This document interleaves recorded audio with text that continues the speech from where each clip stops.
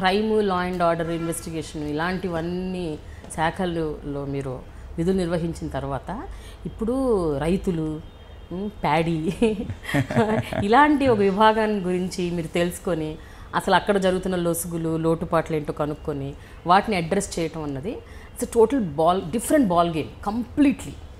అంతే కదా, అంటే ఇక్కడ కూడా క్రైమ్ జరగవచ్చు, నేరం జరగవచ్చు, బట్ ఈ స్థాయిలో జరగదు. మీరు రెగ్యులర్గా ఒక కాప్గా మీరు నిర్వహించే విధులకి వీటికి చాలా యాక్చువల్లీ నాకు నిజం చెప్పాలంటే ఆ విధంగా అనిపించలేదు. లేదా ఎందుకంటే పోలీస్లో కూడా వీఆర్ పబ్లిక్తోనే వ్యవహరిస్తున్నాం. అంటే అక్కడ కూడా అంటే సీనియర్ సైడ్ ఆఫ్ లైఫ్ అంటారు. అక్కడ ఉన్న బ్యాడ్ క్యారెక్టర్స్ అంటే ల్యాండ్ గ్రాబర్స్, అంటే మంచి వాళ్ళు, మంచి హోదా సొసైటీలో మంచి పేరున్న వాళ్ళు ఉండొచ్చు, కానీ వాళ్ళు చేసే కార్యక్రమాలు వేరే విధంగా ఉంటాయి. అదేవిధంగా దొంగలు, స్నాచర్సు, వేరే వాళ్ళ ఆస్తుల గురించి గ్రాబింగ్ చేయడము, ఇవన్నీ కూడా మోసాలు, ఇవన్నీ చూస్తుంటాం. ఇక్కడ కూడా ఏంటి నాకేం డిఫరెన్స్ అనిపించలేదు. ఇక్కడ కూడా ప్రభుత్వ ఖజానాని ఖాళీ చేసే వ్యక్తులు ఉన్నారు. సో వాళ్ళు కూడా దొంగలే, వాళ్ళు కూడా వైట్ కాలర్ క్రిమినల్స్ లాగానే అనిపించింది నాకు. వాళ్ళని కంట్రోల్ చేయడం same as controlling those criminals. So same అదే ఎన్ఫోర్స్మెంటు, అదే పద్ధతి, అదే టఫ్నెస్, దాంతో అది ఉన్న రెప్యుటేషన్. అంటే అంటుంటారు కదా, reputation travels in ahead of you అని. సో ఇక్కడ రాకముందే, ఇక్కడ పోస్టింగ్ కాగానే కొంతమంది అంటే మా స్టేక్ హోల్డర్స్, ముఖ్యమైన వాటాదారులు ఉన్నారు, రైస్ మిల్లర్స్ లాంటి వాళ్ళు ముందే కొద్దిగా భయపడిపోయినట్టున్నారు. రాగానే టఫ్గా వ్యవహరించడంతో ఆ బకాయిలు ఏవైతే ఉన్నాయో అవి చెల్లించడము, ఇప్పుడు వాళ్ళు చాలా నిజాయితీగా చేసుకుంటున్నారు. వాళ్ళకి సంతోషంగా ఉంది అంటే ఆ విధంగా ఉండడం. ఎందుకంటే జిల్లాలో వేరే ప్రెషర్స్ అన్నీ వాళ్ళపైన ఏదైతే ఉండేవో అవన్నీ కూడా పోయాయి. ఇప్పుడు they are also happy. So ఆ విధంగా అయితే మీరు ఇక్కడ జాయిన్ అయ్యే టైంకి ఒక 7,000 కోట్ల లోటు బడ్జెట్ ఇక్కడ ఉండిందని విన్నా నేను. Almost 7,000 crores. అంటే ఇప్పుడు కూడా ఉంది. ఏంటంటే ఎస్బీఐ నుండి క్యాష్ క్రెడిట్ తీసుకొని ఇక్కడ సిస్టమ్ ఏంటంటే ఇప్పుడు ప్రొక్యూర్మెంట్ చేస్తాం. రైతుల దగ్గర వాళ్ళు పండించిన ధాన్యాన్ని కొనాలి, మేము రాష్ట్ర ప్రభుత్వం కొనాలి. అయితే సివిల్ సప్లైస్ కార్పొరేషన్ ద్వారా కొనడం జరుగుతుంది.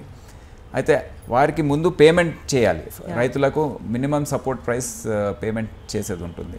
అది యూజువల్గా లోన్లు తీసుకొని చేస్తుంటారు. ఇప్పుడు లోన్ అనేది ఎస్బీఐ మాకు లీడ్ బ్యాంక్, వారు క్యాష్ క్రెడిట్ అవైలబుల్ చేస్తారు. ఇక్కడే కాదు, దేశవ్యాప్తంగా చేస్తుంటారు.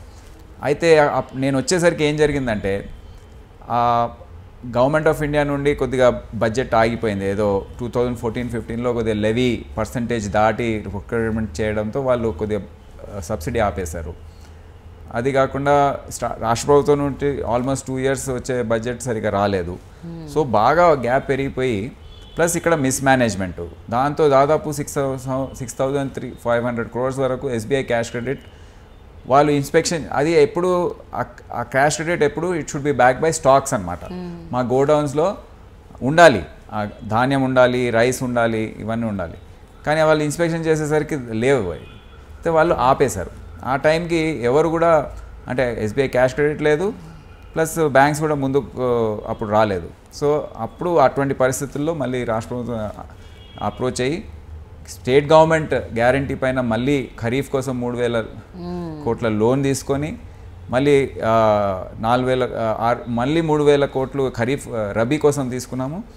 కానీ ఇప్పుడు అంతా బాయిల్డ్ రైస్ మేము ఇక్కడ మనం కన్జ్యూమ్ చేయము. అది మళ్ళీ ఎఫ్సిఐకి ఇచ్చేసి దాదాపు 7,000 కోట్లు వాళ్ళ దగ్గర నుంచి వస్తుంది. 4,000 కోట్ల లోన్ కట్టేశాం. అంటే ప్లస్ ఆస్టెరిటీ మెషర్స్ ఇక్కడ చాలా, అంటే అన్నిటిపైన ఒక పొదుపు చర్యలు ఏవైతే ఉంటాయో చాలా పకడ్బందీగా చేయడం, ఎకానమీ, ట్రావెల్, హైరింగ్ పైన, అడ్వర్టైజ్మెంట్స్ పైన అన్ని చాలా టైట్ చేసేసాం. సో ఫైనాన్షియల్ మేనేజ్మెంట్ అనేది చాలా పక్కగా జరుగుతుంది. అండ్ చాలా ఇంప్రూవ్మెంట్ ఉంది. అంటే ఈ టెక్నికల్ వింగ్ ఒకటి, టాస్క్ ఫోర్స్ ఒకటి, ఇక్కడ ఒక టాస్క్ ఫోర్స్ పెట్టాం, ఫైనాన్స్ వింగ్ ఒకటి. దాదాపు 2010 నుండి అకౌంట్స్ ఆడిట్ కాలేదు నేను వచ్చేసరికి. అన్నీ ఆడిట్ చేసి 2015 వరకు ఆడిట్ అప్డేట్ చేయించి మళ్ళీ ఎందుకంటే ఆడిట్ కాకపోతే గవర్నమెంట్ ఆఫ్ ఇండియా నుండి బకాయిలు రావు. బడ్జెట్స్ సో ఇవన్నీ ఆడిట్ చేయించి ఒక చార్టర్డ్ అకౌంట్ ఫర్మ్ని అపాయింట్ చేయించి ఇదంతా చాలా చేసాము. ఇప్పుడు financially it is every day every Paisa is being monitored. Financial management system అని ఒక సాఫ్ట్వేర్ పెట్టాము. ఆ సాఫ్ట్వేర్ ద్వారా ప్రతి పైసా ట్రాన్సాక్షన్ మాకు ఇట్ ఈస్ లైవ్ ట్రాన్సాక్షన్, అందరికి తెలుస్తుంది. ఇక్కడ ఆదిలాబాద్లో ఒక డిస్ట్రిక్ట్ మేనేజర్ పేమెంట్ చేశాడు అనుకోండి, లైవ్గా ఇక్కడ రిఫ్లెక్ట్ అవుతుంది. And he has to take permission. ఏదన్నా పేమెంట్ చేయాలంటే he has to take our permission and pay. ఇటువంటి కొత్త రూల్స్ తీసుకొచ్చాం. సో చాలా డిసిప్లిన్ పెరిగింది. అండ్ మీరు చూస్తున్నారు ఐ డ్రీమ్ న్యూస్ని. మీరు చూస్తున్నది ఐ డ్రీమ్ న్యూస్. అంటే కళలని నిజం చేస్తూ ప్రజలకి నిజాలని కళల ద్వారా తీసుకొచ్చే ఐ డ్రీమ్కి మై బెస్ట్ విషెస్. మీరు చూస్తున్నది ఐ డ్రీమ్ న్యూస్. మీరు చూస్తున్నారు I dream channel. For more videos please subscribe I dream. మరిన్ని వీడియోల కోసం ఐ డ్రీమ్ని సబ్స్క్రైబ్ చేయండి. Please subscribe I dream. And I'm very much satisfied with the way interview went on. Kindly subscribe to I Dream. For more videos, subscribe to I Dream. And loads of fun entertainment and content. Do watch